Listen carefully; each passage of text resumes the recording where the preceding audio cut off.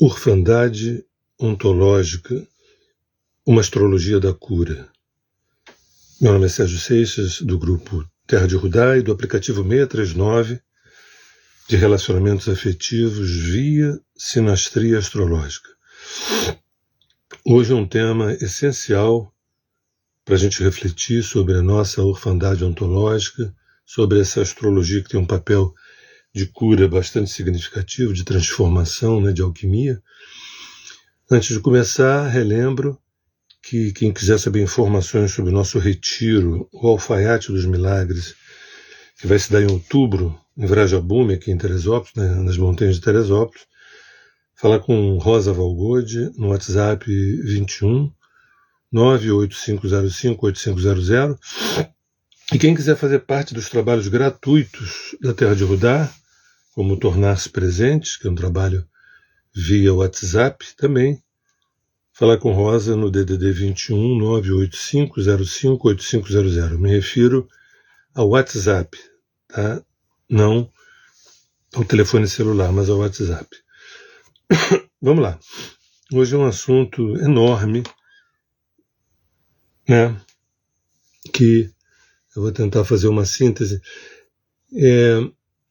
Esses anos de clínica me mostraram, de clínica astrológica, me mostraram uma espécie de orfandade das pessoas, o que eu chamo de uma orfandade ontológica. Muitas vezes a presença do pai, a presença da mãe, dos irmãos, dos avós e tudo, mas ainda assim um sentimento de orfandade, que é um sentimento da gente não ser visto de alguma forma, Sempre tem aquela preocupação de tentar preparar os filhos para o mundo, esse mundo que é um desafio, que é um perigo, que é agressivo, que é isso e aquilo. Como tentar mostrar para os filhos uma profissão que possa dar um sustento, ou então uma relação afetiva com o marido ou com a esposa que possa render um projeto interessante e tudo mais. Não raro, os pais projetam nos filhos muitas coisas, aquilo que eles não tiveram, aquilo que eles acham que é certo, E poucos são aqueles que procuram observar exatamente quem é esse filho, quem é essa filha, E a gente tem várias fases afetivas em relação aos pais, A primeira lá atrás, no início, é quando a gente ama, a gente depende, a gente ama ou a gente adora a mãe, o pai.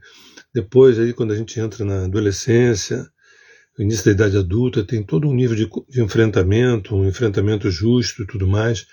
Quando a gente avança na idade adulta, muitas vezes esse enfrentamento pode até aumentar, porque a gente esperaria que o amor fosse dado de outra maneira. A gente cresceu, a gente amadureceu, a gente viveu uma série de coisas e a gente não teve isso em casa, a gente não aprendeu isso assim assado. E lá na frente, com alguma maturidade, através de processos terapêuticos, de buscas espirituais e tudo mais, a pessoa começa a perceber que muitos desses pais deram o que podiam dar, fazer o que podiam fazer. Não tinha condição, às vezes tinha condição de ser diferente, muitas vezes não tinha condições de ser diferente.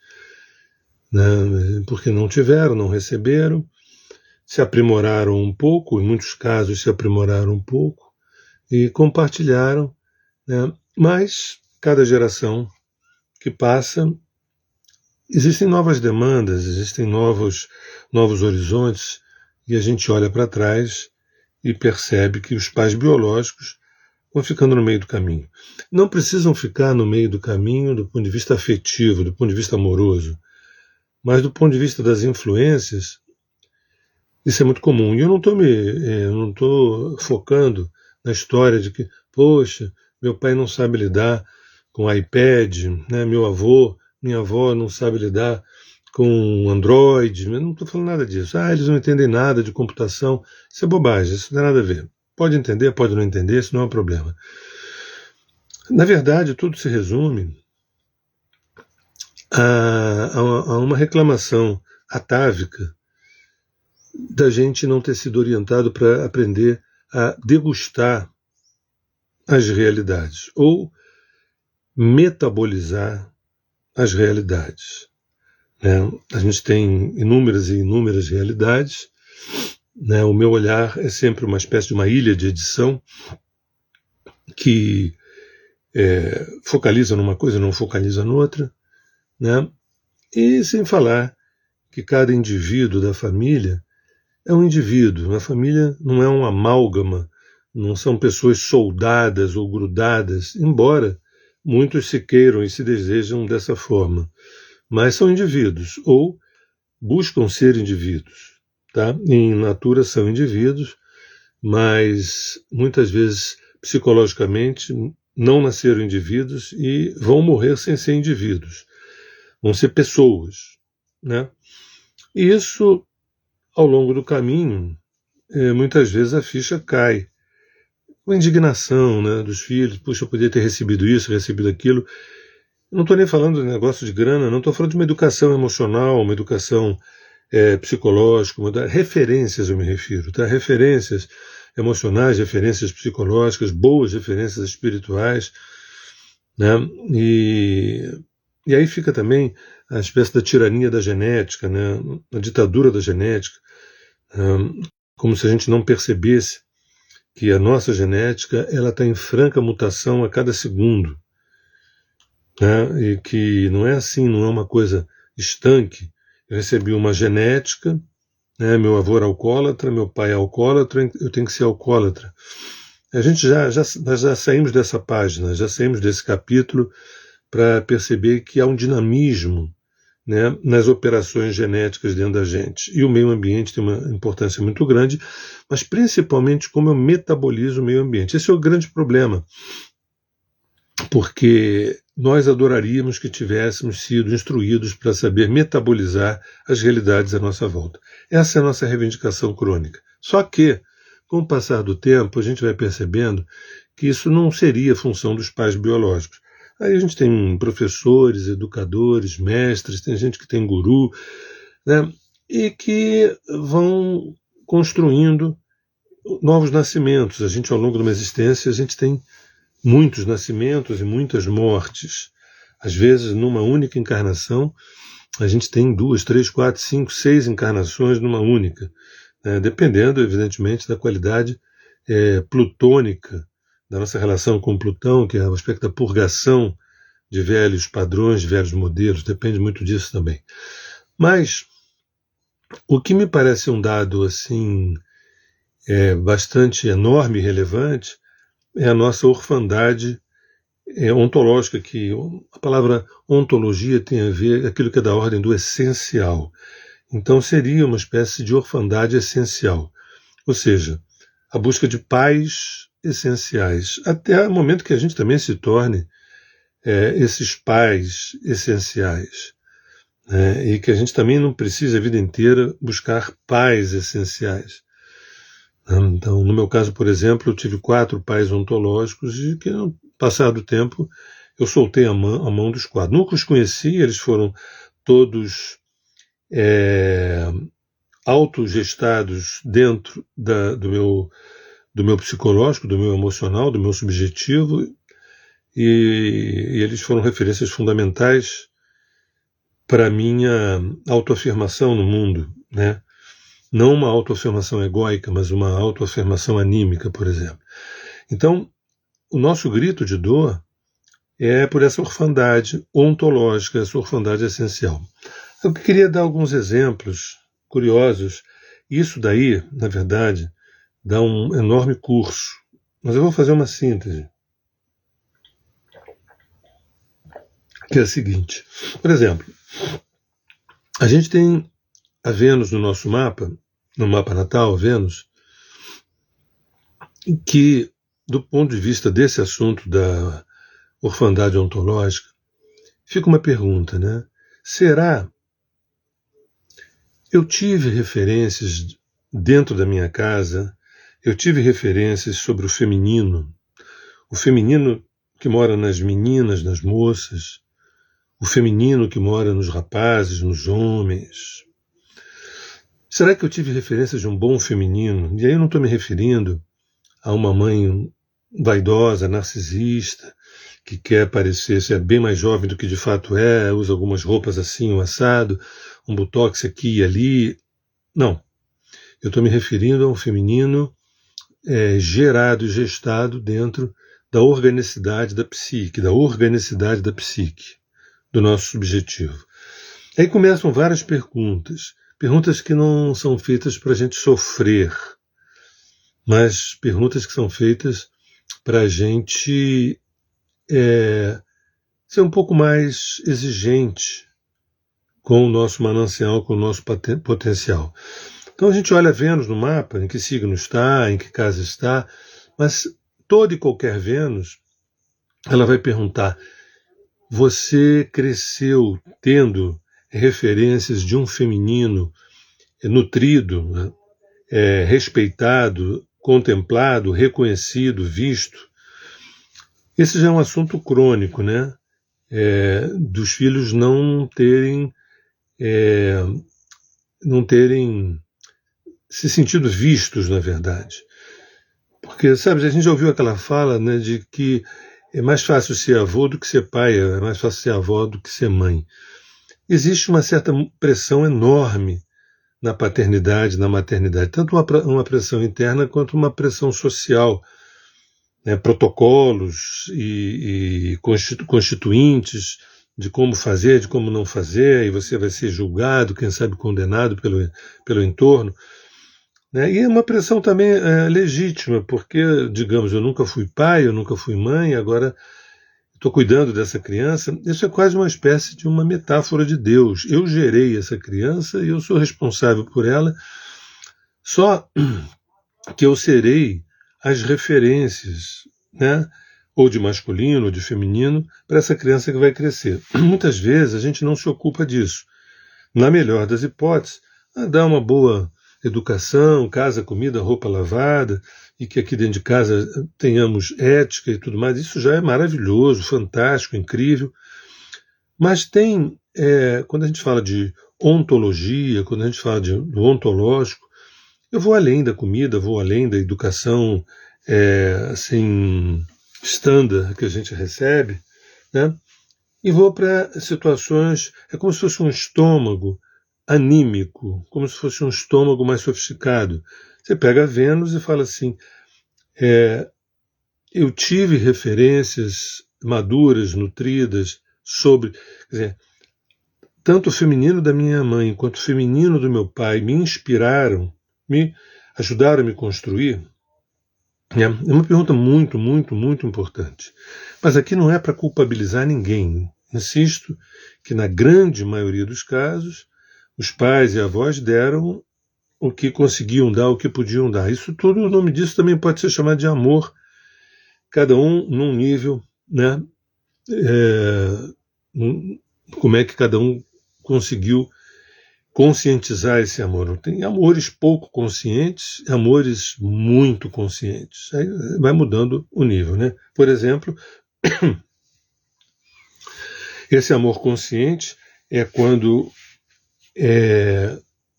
a mãe, por exemplo, se tratando de Vênus, né, não está tão preocupada ou não está só preocupada se aquela roupa da filha está adequada ou não, se aquele cabelo está adequado ou não, né?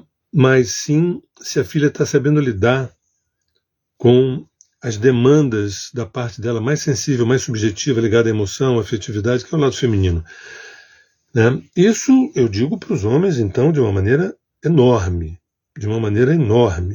Né? Vamos perguntar se os homens, se dentro de casa, se teve referências desse feminino dentro dos homens, de uma maneira bacana, interessante, potente, produtiva. E eu vou caminhando.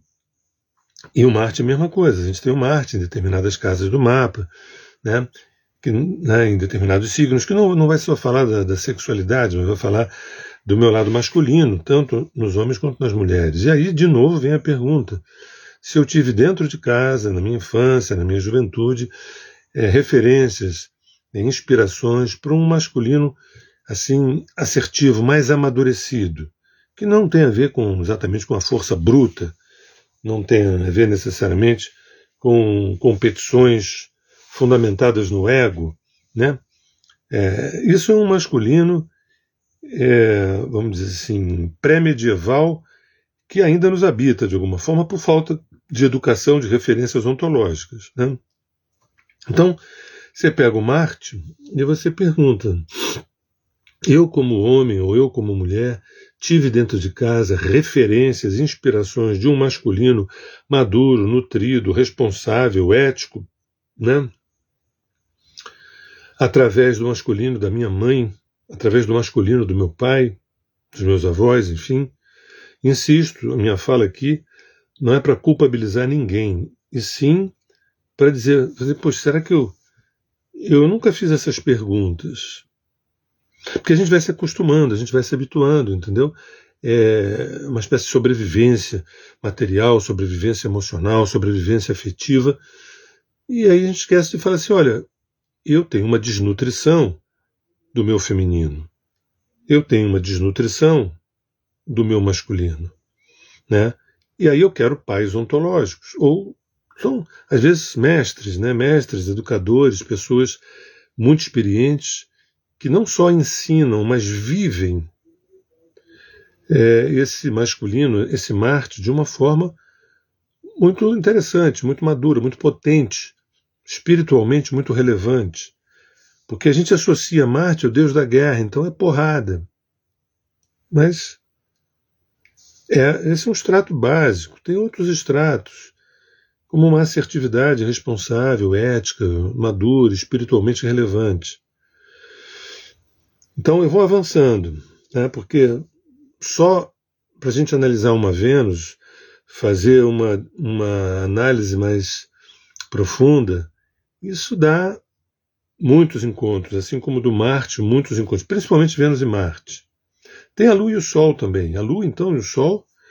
Falar da Lua, né, é falar, eu tenho uns dois ou três vídeos aqui no canal sobre a Lua, vale a pena vocês digitarem Lua, principalmente aqui no Instagram é mais difícil de ver, mas no canal do YouTube, Sérgio Seixas e Lígia Franklin, você consegue digitar a Lua e você vai ver uns 2 ou 3 vídeos fundamentais. A Lua, por exemplo, que está muito focado na maternagem da mãe e na maternagem do pai, né? A pergunta que fica é o seguinte: eu tive boas referências de digerir os eventos, os fatos, os acontecimentos do ponto de vista emocional. Eu tive boas inspirações, boas falas, boas conversas, onde eu fui levado a valorizar o meu processo digestório das relações afetivas, as coisas que eu vivia na escola, na faculdade, na escola, né, na infância também. Eu era perguntado o que eu estava sentindo, me perguntava o que eu estava sentindo, me perguntava como foi para mim aquela briga na escola, como é que foi para mim o professor me repreender na frente de todo mundo, como é que foi para mim ser o melhor aluno daquele semestre, né? Como é que foi para mim ter tirado uma nota baixa? Isso representou uma decepção para os meus pais. Então, a Lua é uma pulsão psíquica que vai nos levar. A Lua na astrologia rege útero, ovário, seios, mas rege estômago, rege alma, dentre muitas outras coisas, figura materna, linhagem, etc., família. Então, na Lua a gente pergunta: eu tive uma boa escola de metabolizar, de digerir, né, de processar os eventos concretos, um sucesso no futebol, o insucesso financeiro? Eu tive uma boa escola? Pois é. Isso é um ponto central, esse é um dos pontos mais importantes. Na verdade, Sol, Lua, Marte e Vênus, esses 4 assumem um certo protagonismo na nossa chegada no mundo. Depois, quando a gente vai avançando nos planetas civilizatórios e planetas transpessoais, a coisa vai mudando, né? Mas a gente vai falar um pouco de cada um deles. Esse é um vídeo mais de provocação dessas indagações. Será que não é só assim, será que a minha mãe foi uma referência de uma boa psicologia, de uma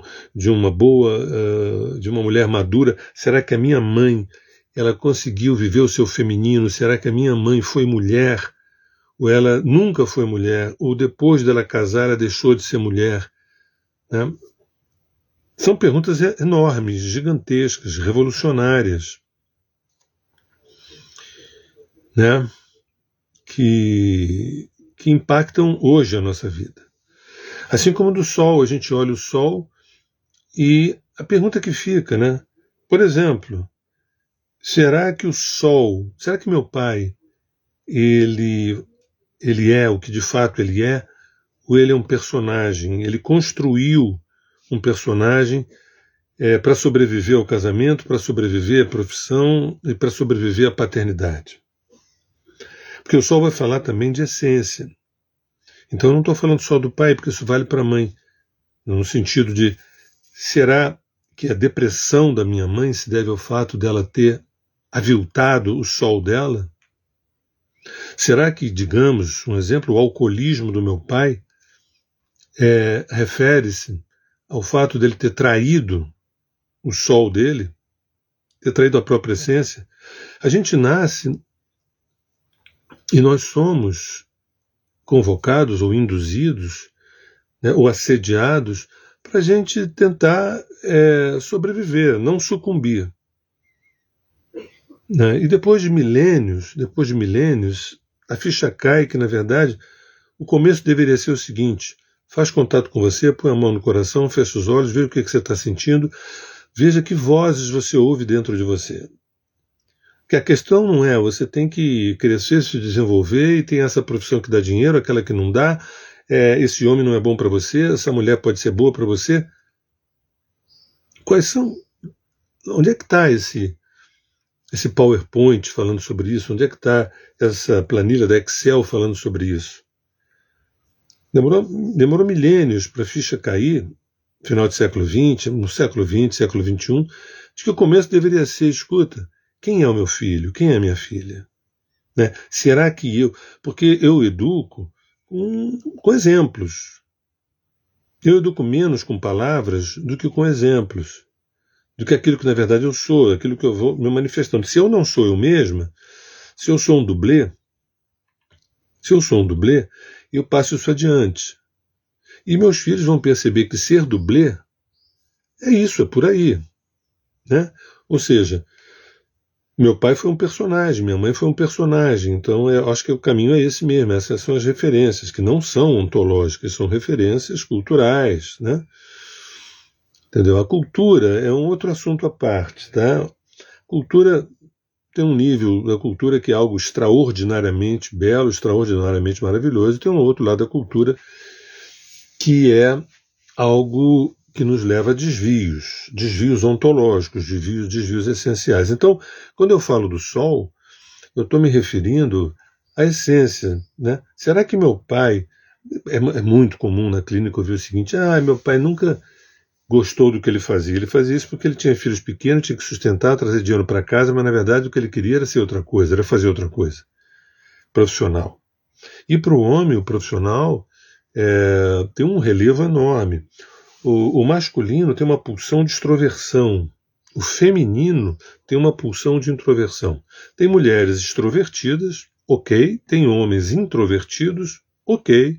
Mas a palavra extroversão é da ordem do masculino, não do homem, mas do masculino. E a palavra introversão é da ordem do feminino, não da mulher, mas do feminino. Tá? Sempre lembrando que feminino e masculino são muito anteriores a homens e mulheres. O feminino e o masculino existe há bilhões e trilhões de anos. Né? O Homo sapiens tem uns parcos 200 mil anos.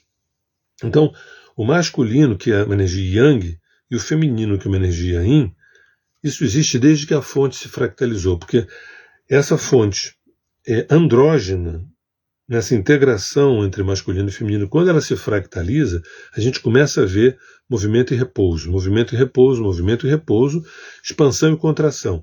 E aí vão surgindo, o nome disso é masculino e feminino. Antes que exista um humano na face da Terra, antes que exista planeta Terra, Isso já foi dito várias vezes, mas é sempre bom lembrar. Por isso que o Sol e a Lua, e o Marte e a Vênus têm uma importância muito grande nessa chegada. Se a gente chega torto, e nós chegamos torto, todos nós estamos meio tortos, porque as nossas vidas passadas, as nossas vidas, né, antes das vidas passadas, que a gente mapeia muito isso na exoastrologia, mostram que a gente não chega aqui zerado, a gente já chega aqui bem atrapalhado, né? E os pais também chegam atrapalhados, como os avós também. E aí, tudo bem, vamos lá na frente, vamos nos trabalhar, vamos tentar, como diria Sócrates, conheça-te a ti mesmo. É um trabalho maravilhoso, dificílimo, um trabalho hercúleo, mas maravilhoso e fantástico, que nos permite, por exemplo, estar falando essas coisas, né, aqui agora. Então, na Lua, e eu estou me detendo mais, Sol, Lua, Vênus e Marte, nos outros eu vou andar um pouco mais rápido, porque esses quatro têm um peso enorme, porque, na verdade, a gente ainda não saiu da adolescência, a gente ainda está ali na infância e pré-adolescência. Depois de milênios, a gente se encontra, salvo raras exceções, a gente se encontra na infância e na pré-adolescência. Na melhor das hipóteses, no início da idade adulta. Por isso que eu estou me detendo a isso, porque, sabe, quando às vezes a pessoa fala assim, ele nunca vai ser um jogador de futebol bom, porque ele comia, quando era criança, ele comia farinha com água, entendeu? E os jogadores que nasceram na Alemanha, na Itália, na França, na Inglaterra, têm uma alimentação robusta. E curiosamente, você vê que o Brasil é um país tão singular que os maiores jogadores do mundo sempre foram brasileiros, né? E o que o mesmo não digo dos técnicos nossos. Os técnicos não digo a mesma coisa, que atrapalha muitíssimo. Que, na verdade, os técnicos são figuras simbólicas de pais, entendeu? Figuras, inclusive, são chamadas de professores e tudo mais. Mas é por isso eu estou me firmando no Sol, Lua e Marte e Vênus por conta de que ali está na Lua. Eu não tive referências de eu poder maturar, processar, elaborar experiências que eu tive, vivências que eu tive no âmbito do emocional. Isso, para a mulher, teve um estrago, para o homem teve 30 estragos. Vou começar que o homem não chora, né? E o homem não é mariquinha, o homem não é mulherzinha, então já tem uma depreciação dessa Lua e dessa Vênus. Essa é a nossa escola. Essa é daí que a gente veio. Desse horror que a gente veio. Depois vai ter que precisar de feminismo, né? Vamos ter que precisar para um processo de reeducação. E o homem precisa desse feminismo, porque o feminino dele está completamente ferido, e da mulher também. E o Sol se refere à figura da autoridade, mas se refere também à metáfora da essência. Então, como diz assim, minha mãe depois que casou nunca foi mulher, ou minha mãe nunca realizou aquilo que ela queria. E em alguns casos, diz assim, eu acho que minha mãe nunca teve orgasmo. Isso não é raro.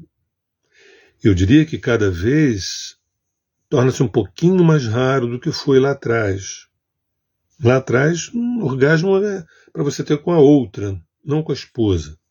Porque a esposa que tem orgasmo é uma vagabunda. Tem gente que é jovem, que está chegando agora, fala assim, gente, você está viajando na maionese. Gostaria de estar viajando na maionese, mas na verdade, isso foi durante milênios. Quem chegou agora, que já quer sentar na janela, né? Quem chegou agora vê um mundo, diria até bastante permissivo de um lado, e por outro lado de uma reação, aspecto reacionário, né? Mas essa permissividade, ela foi fruto de muita luta, uma luta de muitos, né? E aí, a base dessa luta não é uma base mais ontológica, mais profunda. No que tange ao Sol, você está sendo você, pai, você está sendo você, filho, você está sendo quem você é, mas eu não sei muito bem quem eu sou. Pois vamos investigar isso. que você gosta? O que você está sentindo? Mãe, você está sendo você? Às vezes é muito fácil a gente projetar neles aquilo que a gente não teve, como se fosse obrigação, obrigação, obrigação. Existem algumas obrigações quando criança. Você colocou a criança no mundo, você tem que cuidar dessa criança. Isso é o mínimo, cuidar. Afetivamente, emocionalmente, materialmente, em termos de saúde, educação. Mas você tem ali, por exemplo, o primeiro e segundo grau. A gente não vai esperar da família nível superior, pós-graduação, mestrado, doutorado e pós-doc. Isso a vida certamente vai nos trazer. E a gente pode não fazer esses cursos. A gente pode ficar no segundo grau. Emocional, afetivo, psicológico, espiritual, material, aos 40, 50, 60. Tem gente que não chegou ainda na universidade. Bem, agora avançando com um pouco mais de agilidade, insisto que esse é um dos assuntos mais importantes de todos. Né? E que o objetivo não é a gente culpabilizar terceiros nem reclamar pelo o leite derramado.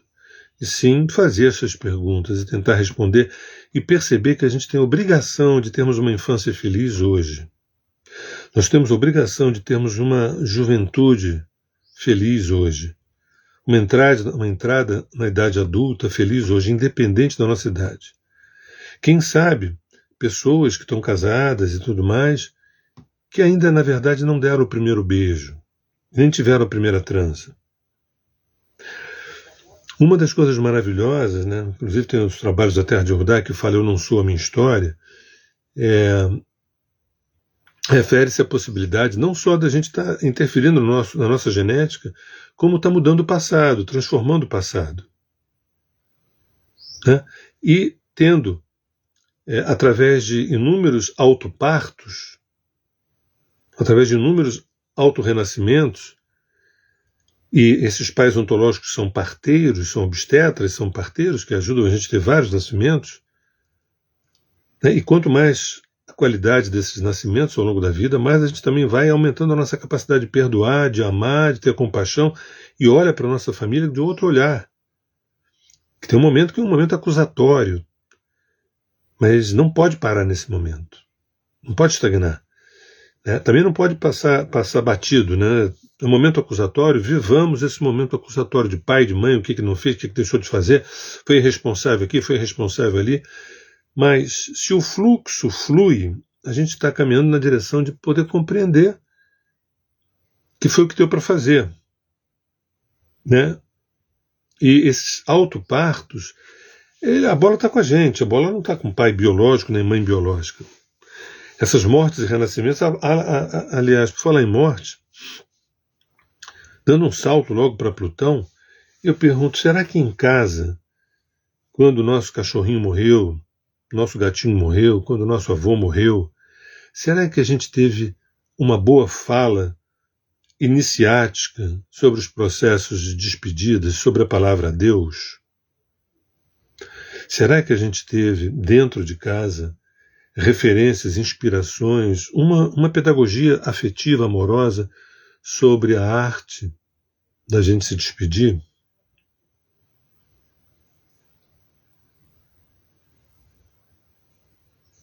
Pois é. E a gente vai encontrar isso nos processos terapêuticos, em iniciações xamânicas, em exercícios com a ayahuasca. Ok, está tudo certo, está tudo certo. Mas é bom a gente fazer essa pergunta. Né? Falei rapidamente de Plutão, vou falar rapidamente de alguns planetas, por exemplo, o próprio Mercúrio, em algumas casas do mapa, em alguns signos, vai falar da qualidade das conversas, a qualidade das conversas. Não conversas sobre os outros, não tão somente conversas sobre acontecimentos, mas sobre eu, sobre você, sobre nós. Será que eu tive isso dentro de casa? Será que eu vi conversas interessantes entre meu pai e minha mãe, que não fossem tão somente brigas?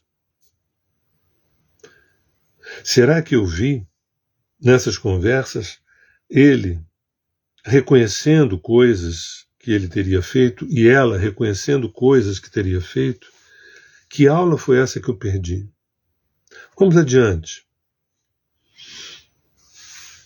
A gente olha para Júpiter em alguma casa, né, em algum signo, e a gente pergunta assim, às vezes a gente, no processo de autoafirmação no mundo, né, a gente entra em competições um tanto baixas, pouco éticas, né, e o Júpiter ele vai trazer isso, né, essa palavra ética dentro de casa, e essa palavra dharma, ou, tá bom, vamos mudar a palavra, essa palavra propósito, era uma palavra que se ouvia com frequência nos almoços, nos jantares, nas refeições, nas conversas de domingo,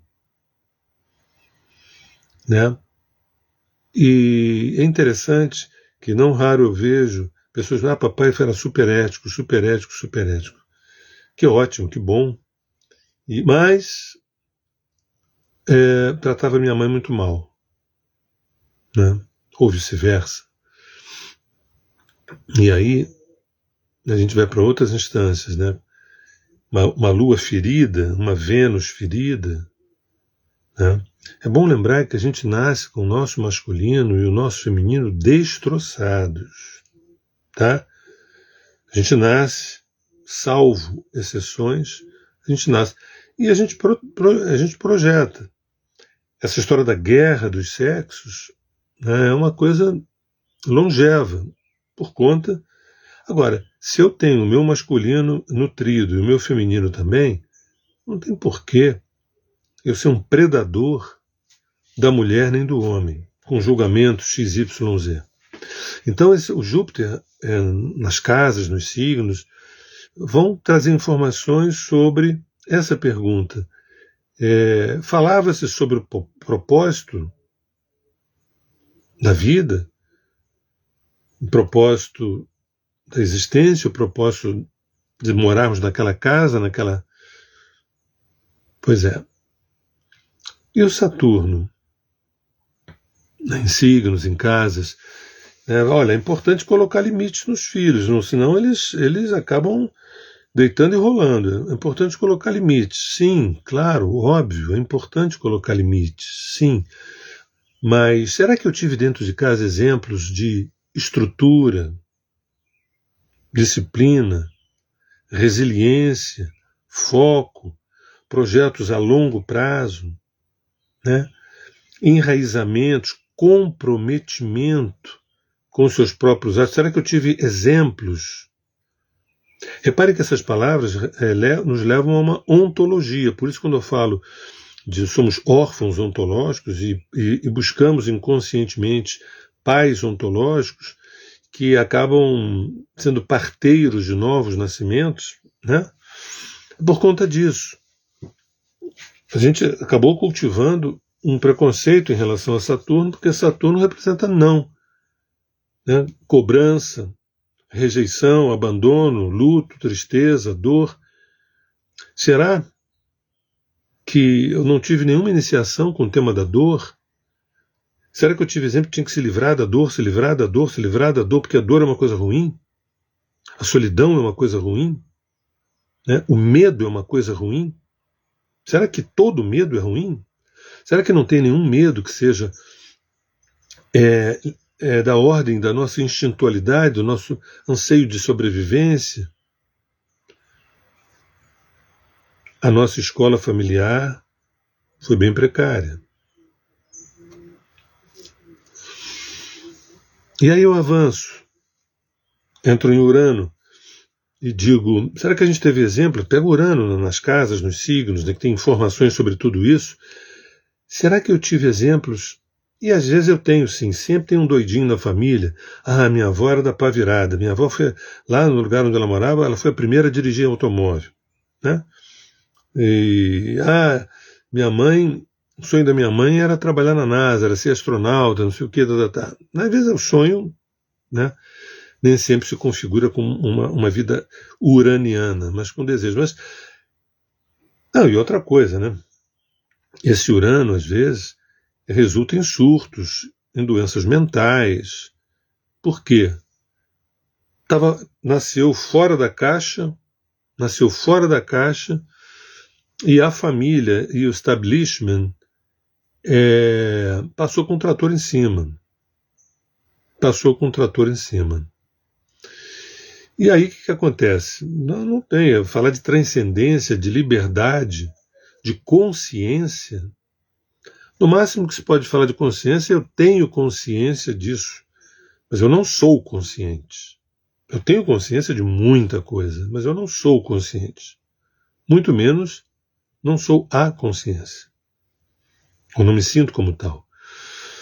Será que eu tive dentro de casa informações uranianas sobre eu quero ir mais longe? Mas não é o mais longe do Júpiter, que o mais longe do Júpiter, às vezes, eu quero fazer um doutorado nos Estados Unidos, eu quero fazer um mestrado na Europa, maravilha, nenhum problema. Mas Urano eu quero fazer doutorado nas estrelas, eu quero fazer pós-doc, sabe, em outras galáxias. É Urano que vai nos linkar com o ser cósmico que somos e que sempre fomos. Mas, numa estrutura conservadora, medieval ou pré-medieval, tem que tomar cuidado com Urano, porque Urano é de um liberalismo complicado, perigoso, né? Fora da caixa. A gente acabou de ver de Saturno. Chega no Urano, vontade de meter o pé na porta. Será que eu tive dentro de casa alguém que com muita maturidade meteu o pé na porta, com muita consciência e estrutura, meteu o pé na porta? Aí eu chego em Netuno. Aí Netuno nos signos, nas casas, formando determinados aspectos, né? Será que lá em casa a psicologia foi algo valorizado? Será que se valorizava a religião, mas não se valorizava a espiritualidade?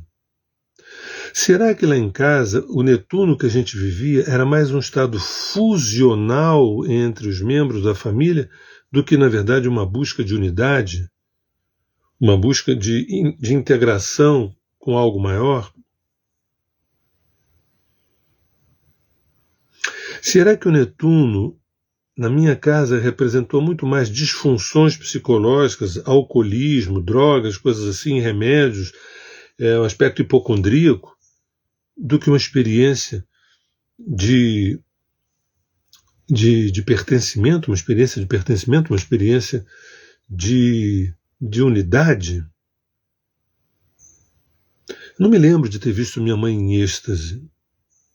Nunca me lembro de ter visto meu pai em êxtase com algo.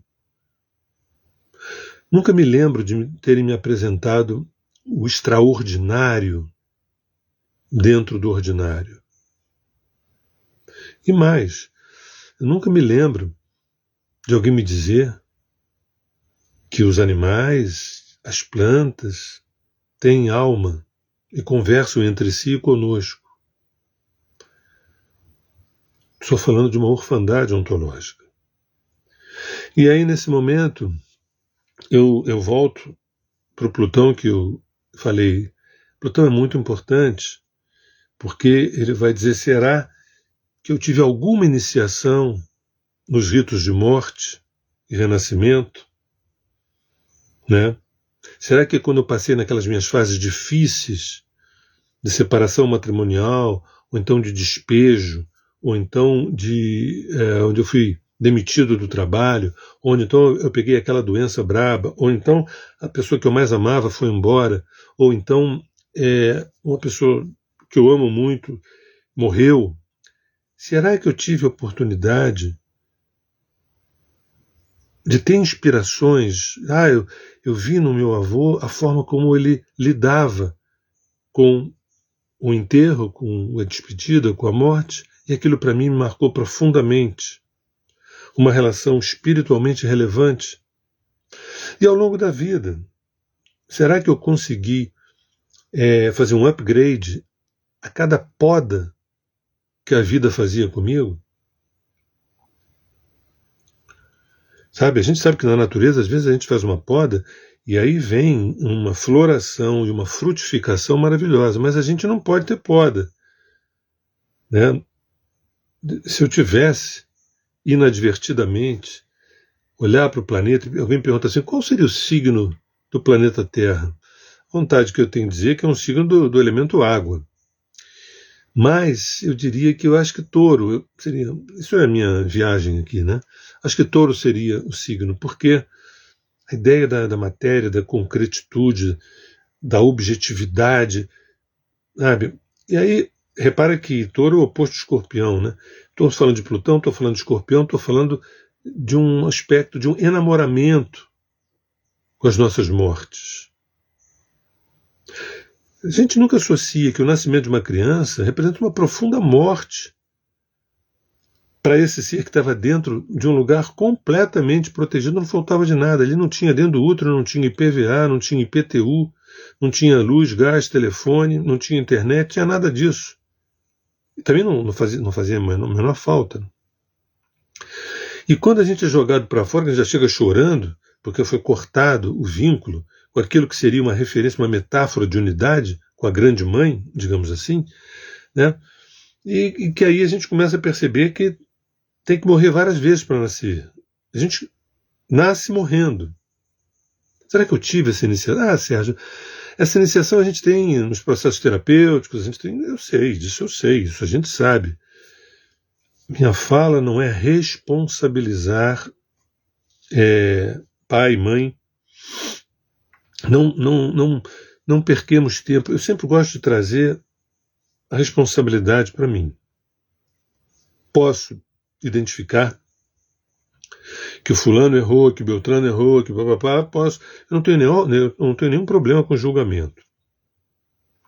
Porque sei que o julgamento que eu faço não é a pessoa que eu, não é, ela é muito mais do que esse julgamento. O julgamento que eu faço a meu respeito, a respeito de quem quer que seja, não traduz quem de fato é aquela pessoa. Quando eu tenho essa clareza, eu não tenho de ficar me cobrando para não poder julgar. E as pessoas que se cobram não poder julgar são as que mais julgam, né? Tem gente que fala assim, não querendo interromper e já interrompendo, não querendo, não é um julgamento não, mas fulano é um idiota. Então, quer dizer, não é julgando não, mas fulano é um idiota. Então isso não é um julgamento, isso deve ser qualquer outra coisa. A gente tem uma maneira nós temos uma hipocrisia assim normatizada, nós temos uma hipocrisia normatizada. Mas enfim, é um assunto que me apaixona, é um assunto um dos mais importantes, que não é olhar para a família, pois é, eu não tive, você não teve, eu não tive, nós não tivemos. Para falar a verdade, não sei quem teve. Era para ter? Podia sim, se a gente tivesse tido uma outra história.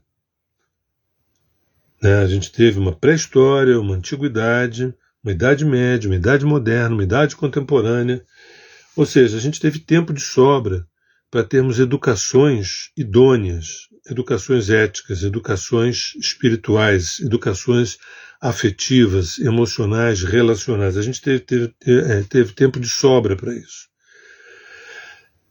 Pensa que eu gosto de dizer que na altura do campeonato nós estamos na infância e na pré-adolescência? Mas enfim, a bola está com a gente, a bola está com cada um de nós. A bola está comigo, a bola está contigo que está me vendo nesse momento. Que bom! Se eu construir o que eu construí, eu posso desconstruir, reconstruir tantas vezes quanto necessário. Isso não depende de faixa etária. As nossas construções maiores não dependem de coisas tão objetivas e concretas. As construções são internas. E se eu não tiver mais saúde para objetivá-las no mundo, não importa, quando eu nascer na próxima encarnação, eu já vou nascer com aquele talento, aquele dom, porque eu fiz essa reconstrução interna. A gente pode chegar aos 90, aos 100, aos 120, se reparindo.